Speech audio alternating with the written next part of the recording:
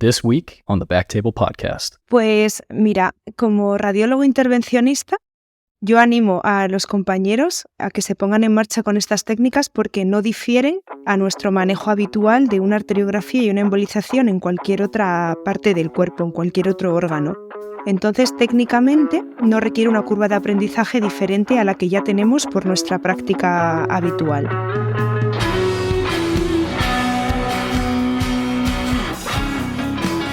Hola amigos y colegas, bienvenido a otro episodio de Backtable en español. Este es un podcast diseñado para hablar de todas las cosas endovasculares y mínimamente invasivas. Mi nombre es Gina Landines y soy una radióloga intervencionista en la Universidad de California, San Francisco, y hoy tengo el gran gusto de hablar con la doctora Ana María Fernández Martínez, quien es una radióloga vascular e intervencionista desde el 2015. Hoy vamos a tocar el tema de intervencionismo musculoesquelético.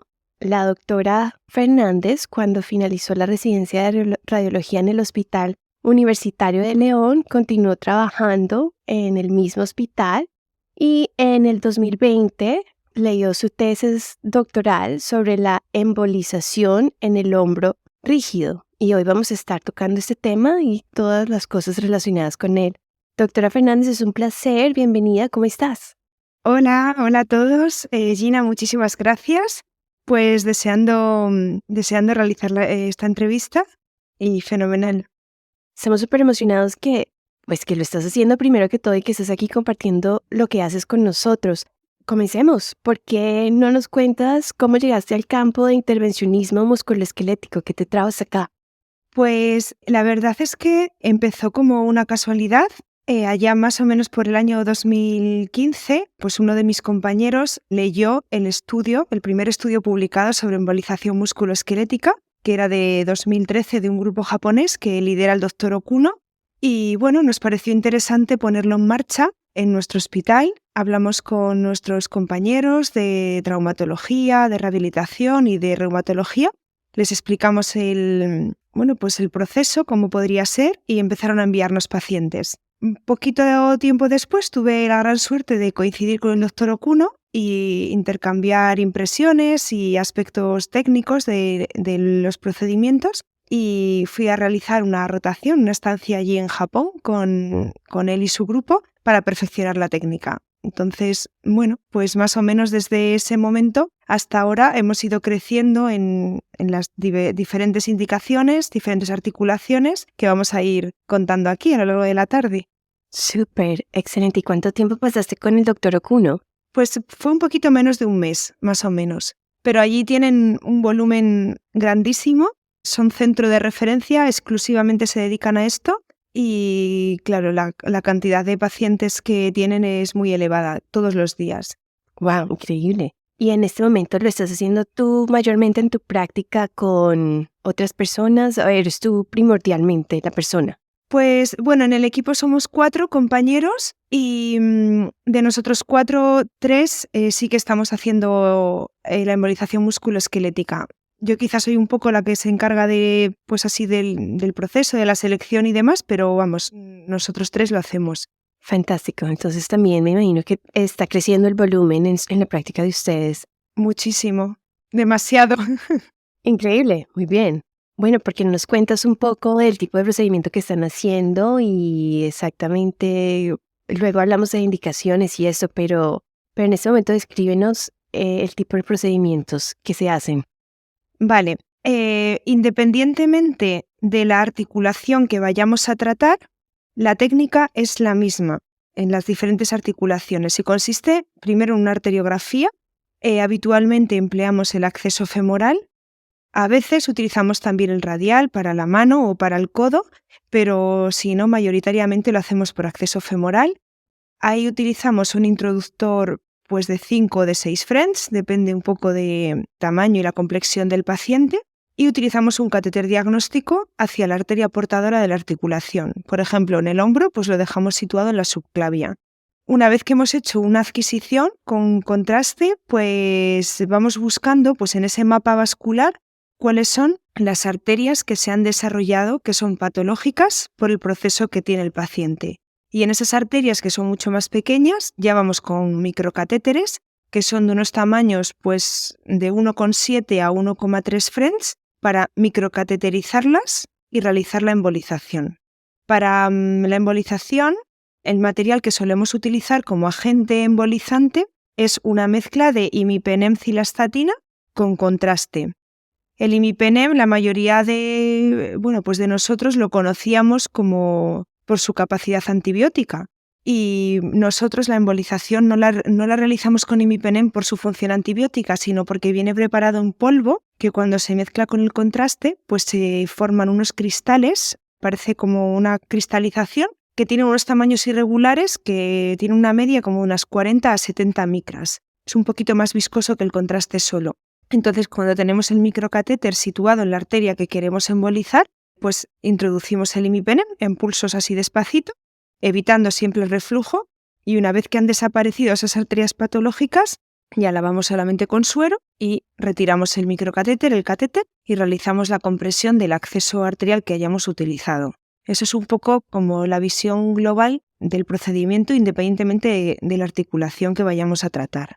Súper. ¿Y solamente estás usando esta combinación de imipenem y contraste en ese momento para todas las articulaciones? Sí, la verdad es que como agente embolizante aquí en Europa y no sé si en Estados Unidos, desde luego no era algo muy común.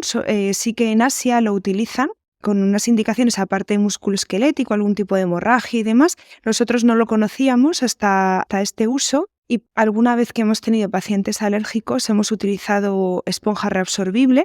Lo único que, claro, necesita un microcatéter de mayor tamaño y a veces estas arterias son muy pequeñitas y, claro, nos hace espasmo en cuanto metes el microcatéter.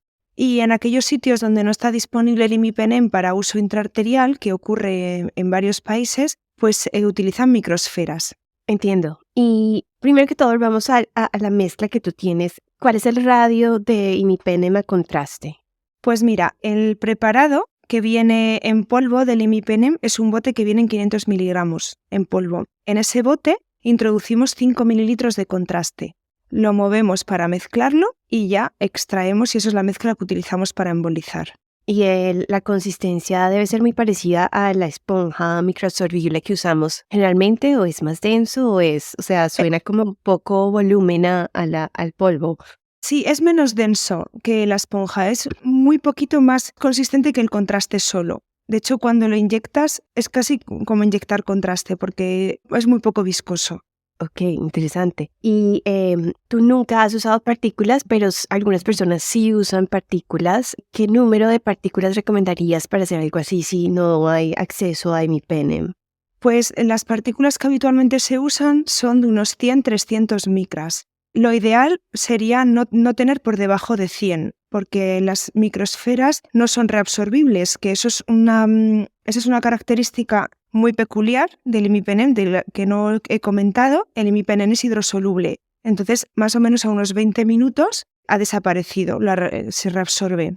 Las microsferas se considera un agente embólico permanente, entonces si son muy pequeñitas se pueden depositar en los vasa nervorum de la articulación, y ahí podemos tener un dolor isquémico, podemos tener complicaciones. Además de que también se pueden ir a ramas cutáneas que comunican con estas arterias articulares y podemos tener lesión cutánea. Por eso habitualmente se emplean, en caso de ser microsferas, de 200-300 micras.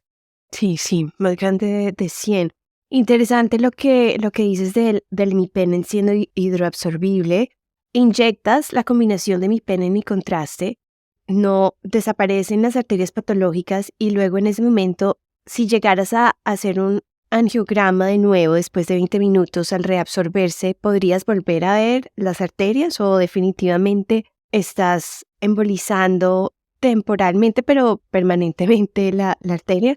Sí, es que es como un poco difícil de entender porque efectivamente cuando después de la embolización hacemos otro angiograma y esas arterias patológicas, que son muy pequeñas, han desaparecido.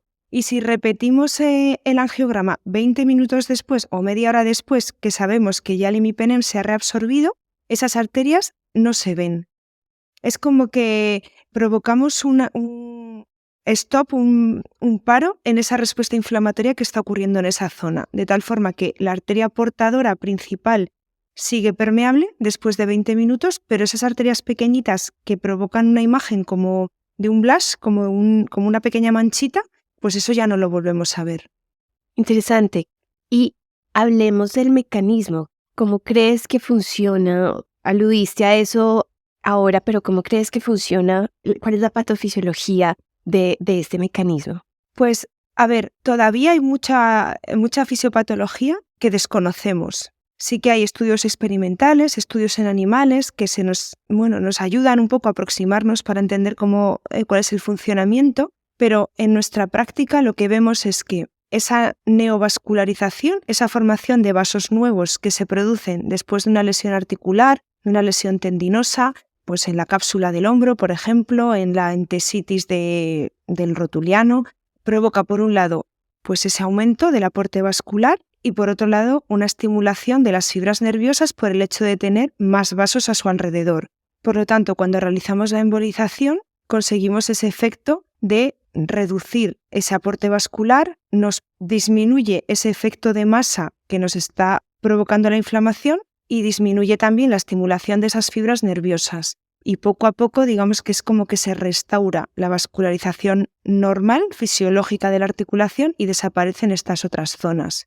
Fascinante, muy, muy fascinante, sí, y todavía con campo por recorrer en el sentido de la ciencia exacta, pero súper interesante. Cuando haces el contraste y tienes una idea de exactamente dónde vas a ir, ¿qué tan cerca estás a las arterias patológicas versus las arterias normales que supleen la articulación? Pues esto es muy diferente en función del tipo de agente embolizante que utilicemos. Cuando utilizamos imipenem, como sabemos que es reabsorbible y que a unos 20 minutos va a desaparecer, puedes ir más proximal, no hace falta hacer una microcateterización tan selectiva. Sin embargo, si se utilizan microesferas, sí que tienes que estar muy distal y justo en la zona que quieres embolizar. Porque son arterias, sobre todo en el hombro, en la rodilla también, en estas dos articulaciones, que la conexión con arterias cutáneas, prácticamente todas las arterias que van a la zona intraarticular conectan con arterias cutáneas. Y enseguida, en cuanto metes el agente embolizante, se va a depositar arterias cutáneas que no queremos, eso es una embolización no deseada. Entonces, para eso hay que ir lo más selectivo posible, pero sabiendo que el imipeneno es el reabsorbible, pues no te va a dar un problema cutáneo. Para eso también, como así un poco truco en la embolización, lo que hacemos es que si con el angiograma vemos conexión con arterias cutáneas, ponemos hielo, unos paquetes de hielo encima de la zona que vamos a embolizar y esperamos un poquito para que esas arterias cutáneas con el hielo hagan vasoconstricción y el material no se deposite en su interior. ¿Qué tipo de catéter estás usando cuando usas imipenem? Pues se puede emplear cualquier microcatéter porque como es muy poquito viscoso, incluso de 1.3, que es el que utilizamos en las fascitis plantares, para ir tan lejos, pues no hay problema no se obstruye, que el imipenem es poquito denso. Y yo habitualmente empleo 1.7 French, es eso el que suelo utilizar en casi todas las articulaciones. ¿Algún catéter en especial que te gusta usar? Pues normalmente utilizo 3 diferentes. A veces cuando son arterias que tienen mucha curva en el origen, pues es de ayuda que el microcatéter tenga forma. Y en esos casos utilizo un microcatéter que se llama Landa, que es de Terumo, de la casa comercial Terumo. En otras ocasiones utilizo uno que es japonés, lo conocí rotando con Okuno en Japón, que se llama Veloute, que es de la casa Asahi, que también tiene 1.7, y en otras ocasiones utilizo un SL10, que es de la casa Stryker, que es de punta recta.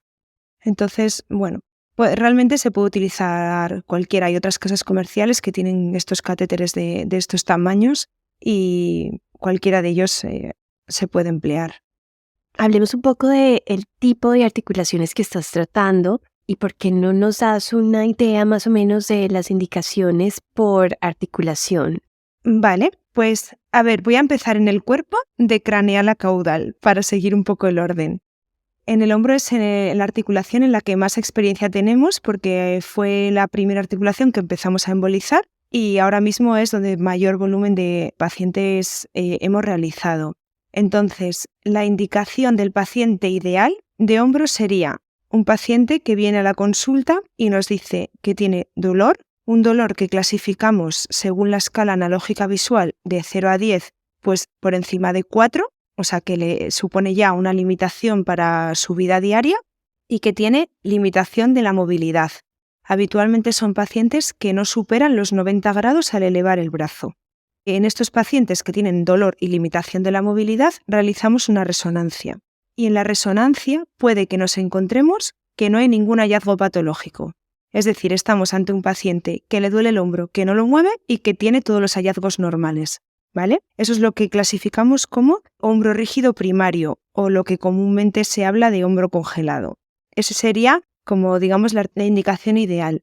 Luego tenemos pacientes que tienen hombro rígido secundario a un evento. Por ejemplo, pues han sido operados y le ha quedado una rigidez postquirúrgica, que han tenido un traumatismo, bien sea del húmero, del codo, de la muñeca, bueno, de la extremidad superior y han estado inmovilizados. Y la inmovilización es el factor de riesgo más importante para desarrollar rigidez. Estos pacientes los clasificamos como hombro rígido secundario y también ocurriría igual. Tienen dolor y tienen limitación de la movilidad, pero sí que tienen una causa que lo explica. Y estas son los dos grandes grupos de indicación que hacemos en el hombro. Luego, en el codo, hacemos embolización de epicondilitis y epitrocleitis, es decir, tanto dolor lateral como medial de la articulación. Y es verdad que en la articulación del hombro habitualmente no tienen limitación de la movilidad. Lo que tienen es pérdida de fuerza, a veces parestesias, pero sobre todo la indicación en el codo es dolor. En cuanto a la mano, hacemos embolización de rizartrosis, de artrosis de la articulación trapecio-metacarpiana. Y también lo mismo, eso es sobre todo por dolor y bueno, pues casos que tienen una artrosis leve o moderada. He de decir que en estos pacientes, en estas tres articulaciones, nuestra opción de tratamiento siempre es el último escalón. Es decir, ya se han realizado todas las técnicas mínimamente invasivas disponibles hasta llegar a la embolización. Incluso algunos de ellos ya han sido intervenidos de este proceso y han recidivado o han vuelto a tener el problema. Entonces, siempre contamos que han hecho todos los tratamientos posibles, han hecho fisioterapia, han recibido infiltraciones de corticoides, de PRP, de hialurónico, bueno, de todo lo que se puede infiltrar, y analgesia, bueno, todas las técnicas posibles y no han respondido. Y en esos pacientes es sobre los que actuamos. Luego, si sigo con las articulaciones, pues en la rodilla ya tenemos también bastante experiencia y tendremos dos grupos de pacientes. Por un lado tendríamos la artrosis o osteoartritis, que ya son los cambios degenerativos de la articulación. Puede ser de uno de los dos compartimentos, medial o lateral o global, y estos serían pacientes con una artrosis leve o moderada. Es decir, que tienen dolor, pero que no tienen o la edad suficiente o la afectación radiográfica suficiente como para someterse a una colocación de una prótesis de rodilla. Entonces, los pacientes en los que tienen una artrosis ya muy avanzada, los resultados son temporales y que vemos que en 3-4 meses el paciente está igual. Por eso la indicación ideal es una artrosis pues leve, moderada, que tenga dolor, pero que todavía no esté para operarse. Y luego otro grupo, que no sería el grupo de artrosis, son la entesitis. Entesitis del rotuliano o jofitis, que sería la inflamación de la grasa local de la articulación. También en rodilla hacemos hemartros, pacientes que tienen hemartros de repetición, bien sean con una base hemofílica o no, posquirúrgica, que por lo que sean hacen hemartros. Esas serían un poco las indicaciones en la rodilla. Y si bajamos llegaríamos al pie, y en el pie los grupos que tratamos es entesitis del Aquiles, del tendón y fascitis plantares. La inflamación de la fascia habitualmente son pacientes que tienen espolón calcáneo, que suelen tener sobrepeso y pues que también en ellos se ha probado todo tipo de terapias previas y tampoco ha habido respuesta. Digamos que ese sería el cómputo global de los pacientes que nosotros tratamos a día de hoy. sí que tenemos compañeros de otros hospitales que han hecho estudios y que indican la embolización también en artrosis de cadera, en artrosis facetaria en la región lumbar, mialgia del trapecio, pero bueno, en esas articulaciones nosotros a día de hoy todavía no tenemos experiencia. Buenísimo. Y cuando se trata de pacientes ideales, ¿cuál crees que sería en cada situación? Más o menos lo tocaste, pero ¿cuál serían las situaciones más exitosas para conseguir completa resolución de dolor?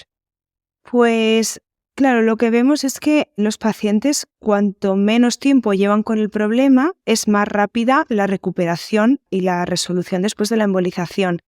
Hay pacientes que llevan con el problema de hombro, por ejemplo, pues 4 o 5 años. Ahí hacemos la embolización, pero claro, les explicamos que la recuperación habitualmente es más lenta que los pacientes que llevan menos tiempo. Entonces, lo ideal sería un paciente que tiene dolor, que tiene limitación funcional de la movilidad en función de qué articulación sea y que lleve pues entre 3 y 6 meses de evolución. Interesante, lo cual es un poco difícil si estamos diciendo que eso va a ser una terapia última, cuando ya no hay acceso a ninguna otra.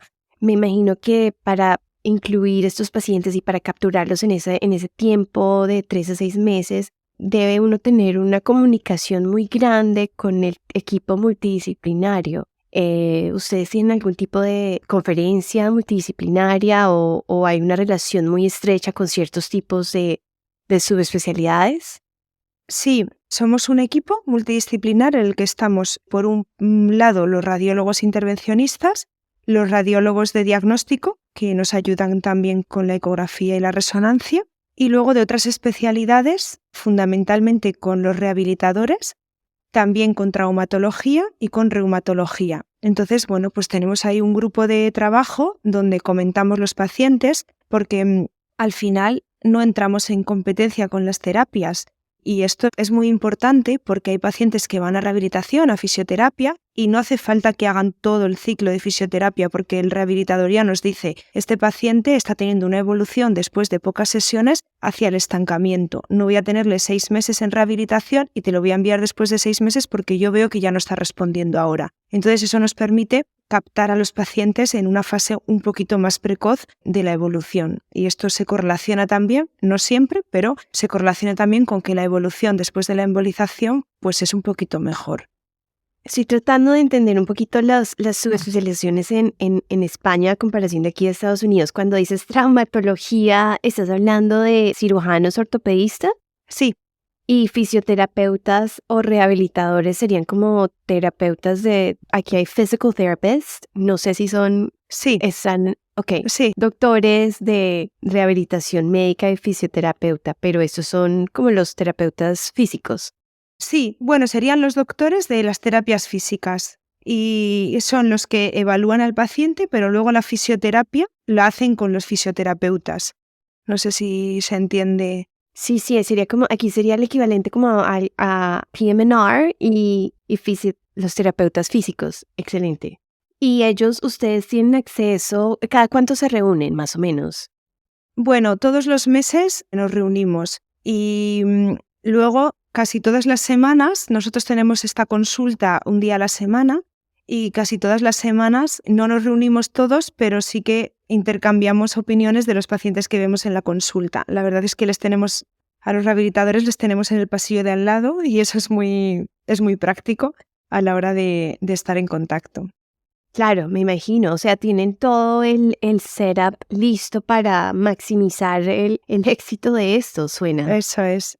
Sí. Excelente, muy, muy, muy bueno. ¿Y cuánto más o menos tomó, si uno quisiera comenzar esto en la práctica de uno mismo, cuánto tiempo tomó? O sea, tú fuiste a Japón, comenzaron con ciertos pacientes, se comunicaron con esas subespecialidades, desde el comienzo hasta cuando ya las cosas estuvieron en marcha propia, más o menos cuánto tiempo les tomó a ustedes en su institución.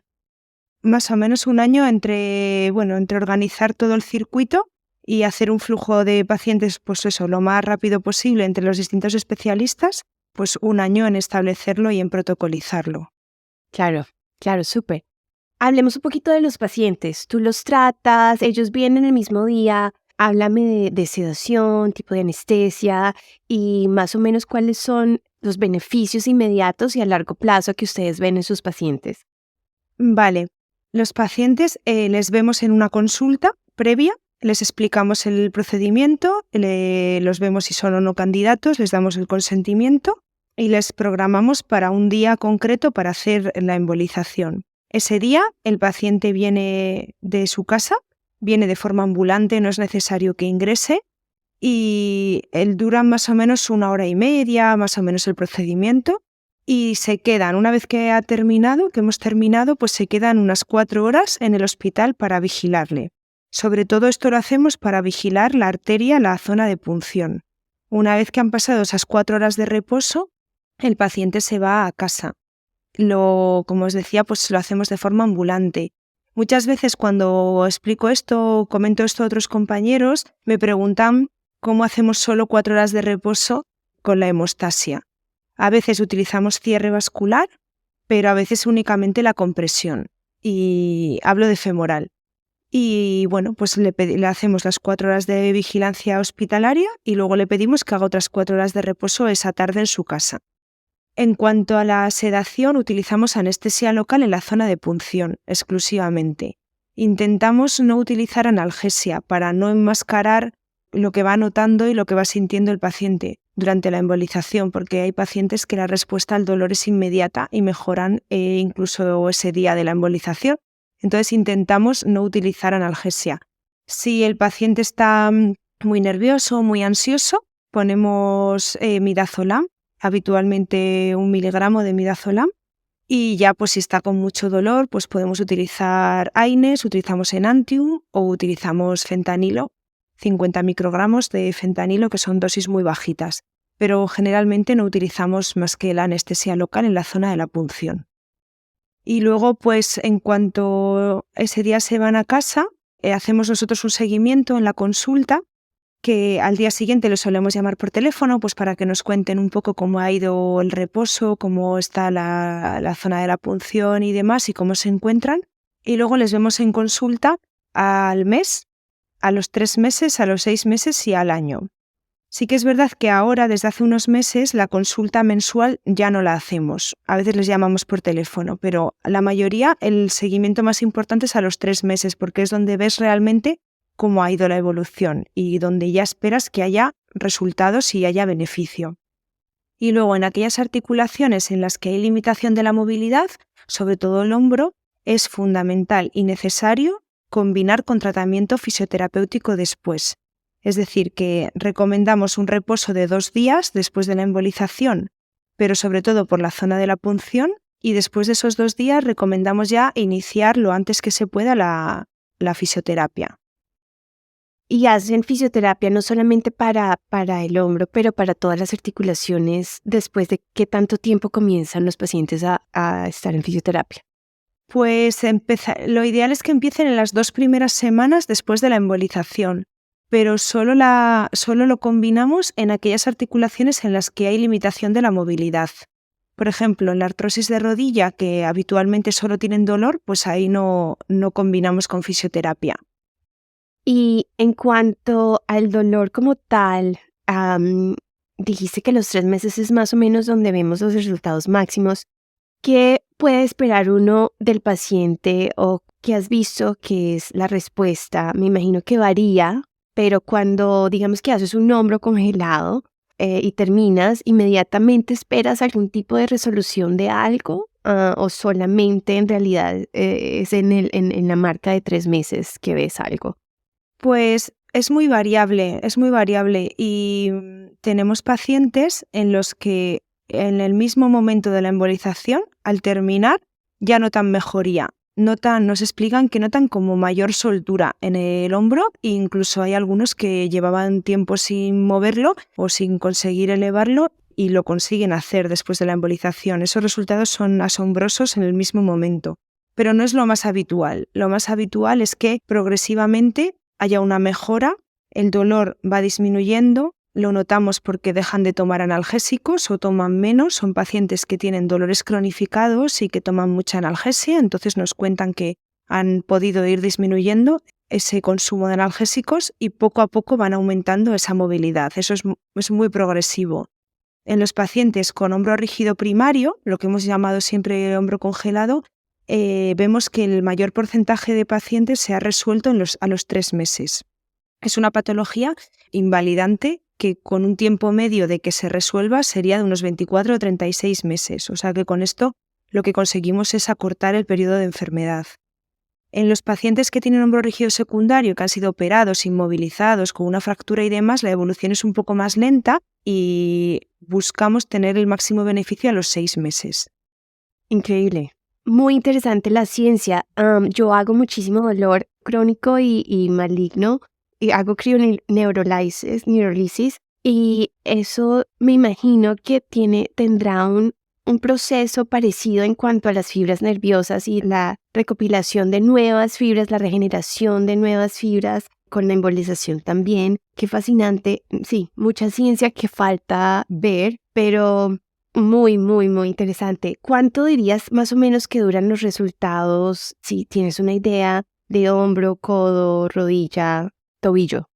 Pues mira, en hombro, que fue lo primero que empezamos en 2015, a día de hoy solo tenemos una paciente que ha recidivado. Yo entiendo, quiero que se entienda por recidiva, es un paciente que ha mejorado totalmente de la clínica y que ha vuelto a aparecer, ¿vale? Porque también tenemos pacientes en los que la técnica no ha funcionado y que no han notado mejoría ni en cuanto a disminución del dolor ni a un aumento de la movilidad. Son los menos, pero hay pacientes en los que no ha habido respuesta. Sí que es verdad que ningún paciente a día de hoy nos ha comunicado que ha empeorado. O sea que podemos no mejorarles, pero al menos no les empeoramos. Y de hombro, solo una paciente que estaba embolizada de un hombro. Al año siguiente le embolizamos el otro hombro y de este segundo hombro hizo una recidiva pues como 6 o 7 meses después de haber mejorado.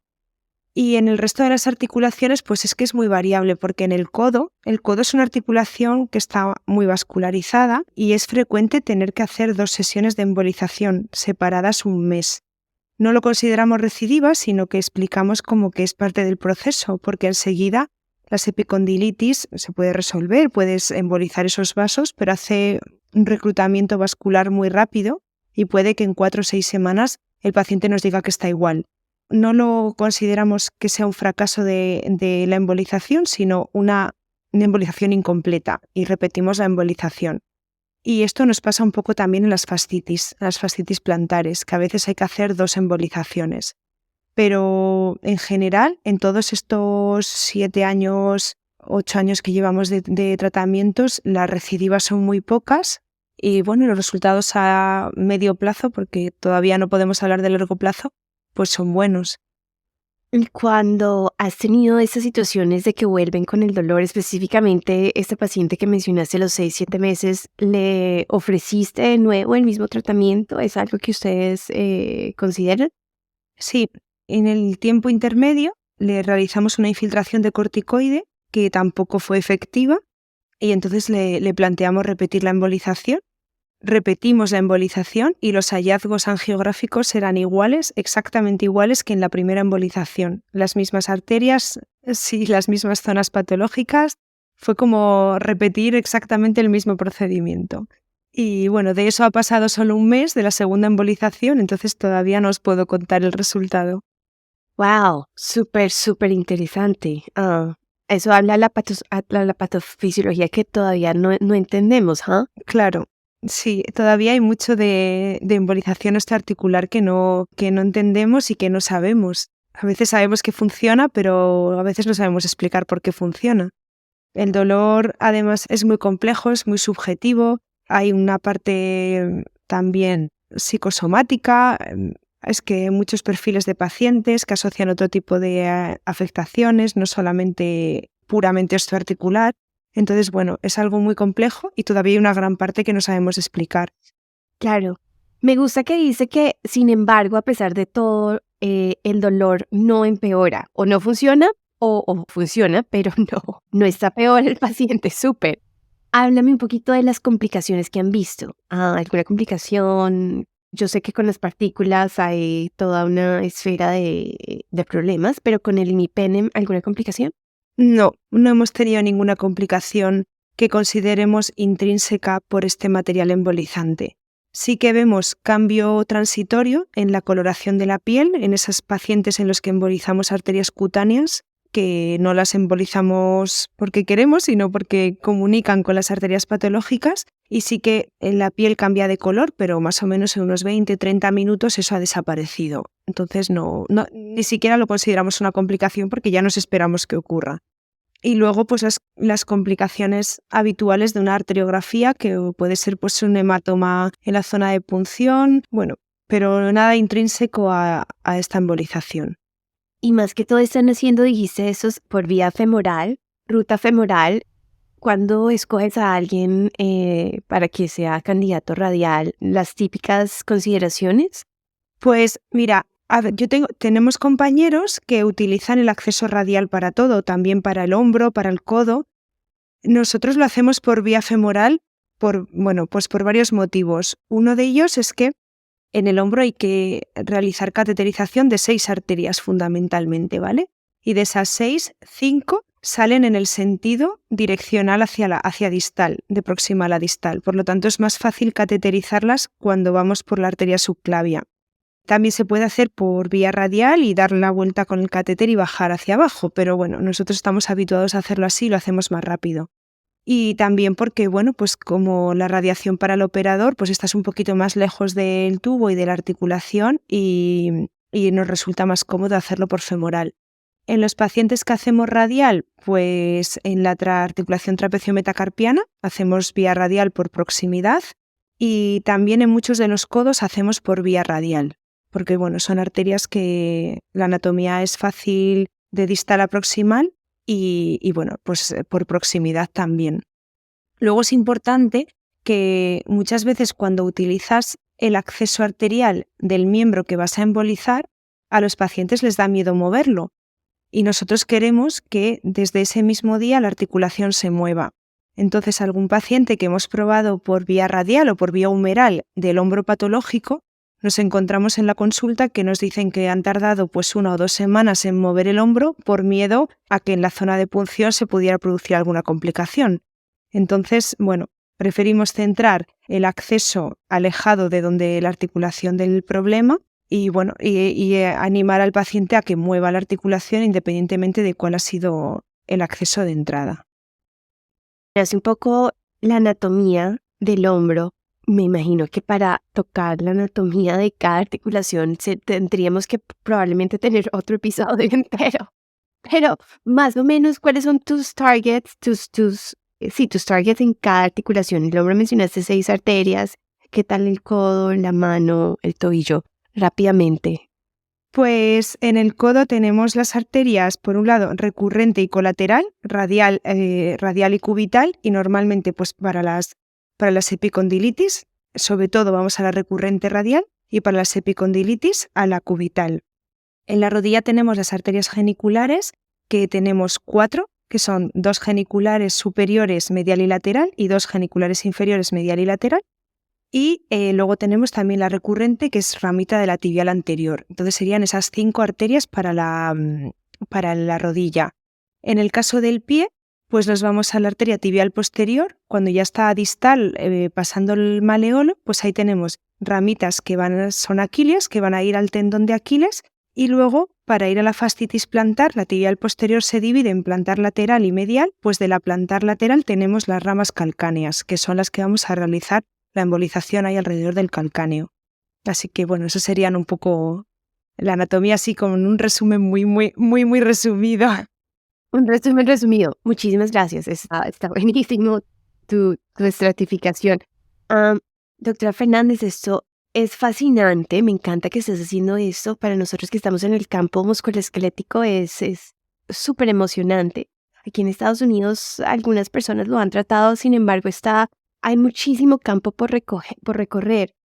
Para cerrar el episodio de hoy, y créeme que tengo 1000 preguntas más al respecto, pero para cerrar el episodio, me gustaría que nos dijeras si alguien quisiera comenzar el proceso y ofreciendo estos procedimientos, ¿qué crees que es lo que más has aprendido en tu jornada hasta este momento? ¿Qué le dirías? ¿Qué nos aconsejarías? ¿Cómo podemos comenzar, etcétera? Pues mira, como radiólogo intervencionista, yo animo a los compañeros a que se pongan en marcha con estas técnicas porque no difieren a nuestro manejo habitual de una arteriografía y una embolización en cualquier otra parte del cuerpo, en cualquier otro órgano. Entonces, técnicamente, no requiere una curva de aprendizaje diferente a la que ya tenemos por nuestra práctica habitual.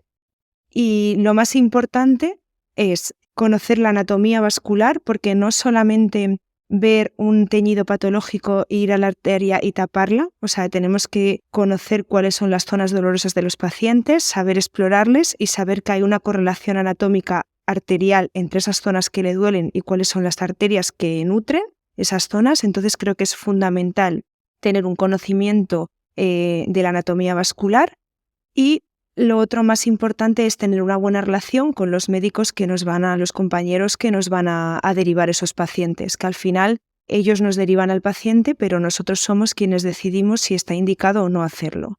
Entonces, bueno, creo que para empezar en la parte técnica probablemente la mayoría de los radiólogos intervencionistas lo podrían realizar, y es fundamental saber la anatomía y seleccionar bien al paciente, sobre todo al principio, porque si no seleccionas bien al paciente y los resultados no son buenos, es difícil que te continúen derivando pacientes. Muchísimas gracias por tu tiempo, por caminarnos por estos nuevos senderos. Es súper fascinante, ojalá esto lo puedan publicar. No sé qué tanta información están reclutando y si piensan poner esto en papeles, ojalá. Pero tenerte aquí con nosotros hoy es un placer. Sí, lo están publicando. ¿Tenemos acceso a algún tipo de papel? Sí, hay numerosas publicaciones. Sí que es verdad que digamos que el fundamento científico todavía es muy escaso porque son resultados de cohortes, de estudios retrospectivos. No tenemos estudios de casos control porque al final son también difíciles de diseñar.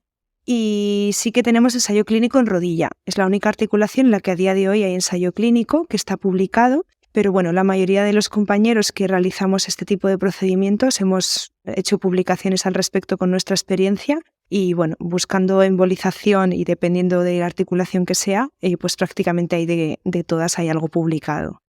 Claro, sí. Y los conocemos. En el caso de la longevidad y lo que están viendo a medida de los años, sería también súper interesante tenerlo.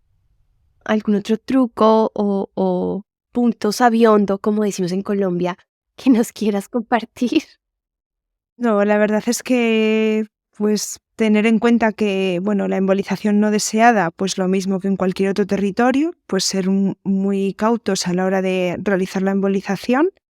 Y saber que estamos embolizando una zona que al paciente le duele, porque podemos a veces, por ejemplo en el hombro, muchas veces vemos foquitos de teñido que corresponden a ganglios, no adenopatías siquiera, sino ganglios, y coinciden con la zona, en la axila. Entonces, bueno, pues esas zonas son teñido, pero no son zonas dolorosas del paciente y no son articulares. Entonces, por eso, por lo que decía antes, que no es simplemente ver una manchita, ver una arteria que va hacia la manchita y taparla. O sea, hay que saber un poco lo que estamos embolizando. Y luego pues utilizar hielo para evitar que se deposite el material en las arterias cutáneas y no, nada más así que contaros. Sí, eso es buenísimos últimos puntos. Doctora Fernández, de nuevo, muchísimas gracias. Fue un placer. Gracias por tu tiempo, por tu experiencia y por todo lo que nos estás brindando en el campo musculoesquelético. Que estés muy bien y espero que podamos volver a hablar pronto. Ojalá en inglés. Este episodio está excelente, lo deberíamos replicar. Sí, la verdad es que muchísimas gracias a vosotros y a ti por la entrevista. De verdad que ha sido un verdadero placer. Y bueno, tendré que mejorar mucho mi inglés para poder hacer esta entrevista en inglés. Pero bueno, me pondré con ello. Bueno, que estés muy bien, doctora Fernández. Muchísimas gracias igualmente. Hasta la próxima. Hasta la próxima.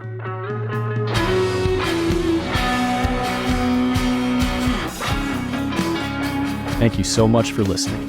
If you haven't already, make sure to subscribe, rate the podcast 5 stars, and share with a friend. If you have any questions or comments, direct message us at _BacktableMSK on Instagram, Twitter, or LinkedIn. Backtable is produced and hosted by myself, Jacob Fleming, and co-hosts Michael Barraza, and Chris Beck. Our audio team is led by Kieran Gannon, with support from Josh McWhirter, Aaron Bowles, Nick Shellcross, and Ness Smith-Savadoff. Design and digital marketing led by Brian Schmitz. Social media and show notes written by Marvi Espiritu and Ann Dang. Administrative support provided by Junroy Kennebrew. Thanks again, and see you next time.